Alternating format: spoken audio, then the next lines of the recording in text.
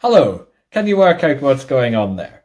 Yes, I have got my microbit to record the number of claps or loud sounds that are happening in a room. So you can see this is making use of the little microphone on the microbit. It's that little red light. There's a little circle where the microphone is, and there's a red light to show that it is on.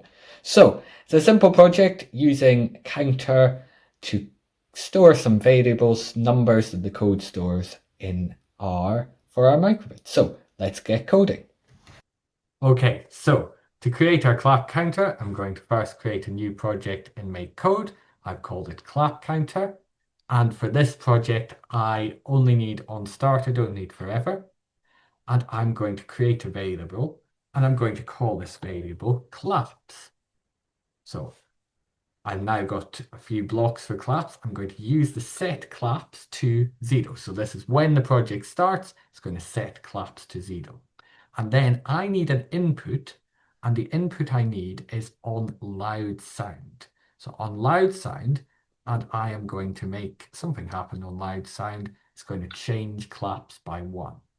And I need it to show me what number it's changed to. So then we have show number, and I need to put the variable, the number in here, and the number is claps. So now when I have a loud sound like this, it's going to show me number.